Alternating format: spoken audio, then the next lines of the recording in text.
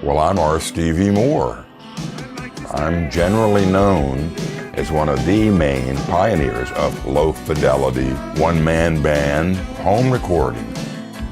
I've been recording for 50-something years, and I've made 400 albums in my home.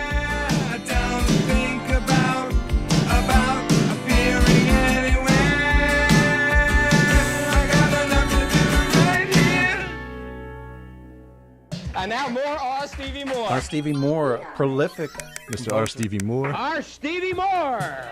Yes, I am R. Stevie Moore. Back when I was a younger child, I started my own idea of home recording by myself. My father was a bass player, doing all the country sessions with all the stars of Nashville. I had access to tape recorders in my teenage basement, and I was a huge rock and roll fan, and absorbed all of these influences and started messing around with writing songs and making my own music. You record in the privacy of your own home, is that correct? That's right. Now, how do you do that? Well, late 60s is when I started making my little albums. I overdub all the instruments myself. I play bass and guitars and keyboards and percussion and vocals. I got really good at it. I could do 7, 8, 9, 10 overdubs, and you'd still hear the very first thing that I used. Did you invent home recording? Of course not. But I took it to another level long before it was customary.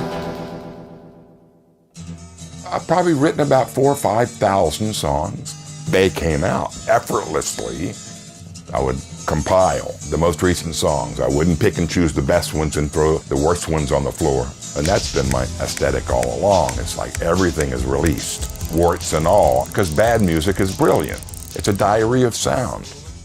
Everybody that has ever been a record collector loves to turn their pals on to the obscure. Why do you hear this one? I mean, I do have that reputation. Talking Heads and B-52s, they were all fans of mine. Naturally, a lot of these big artists have found my music just word of mouth, but they never saw me because I was the home hermit. I know what I'm doing. I keep trying. I keep doing more of it.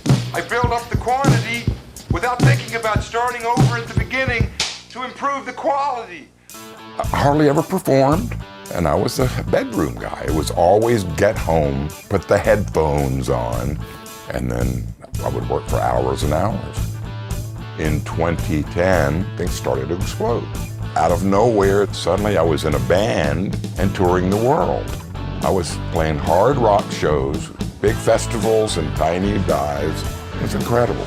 My career really started taking off a little too late in life.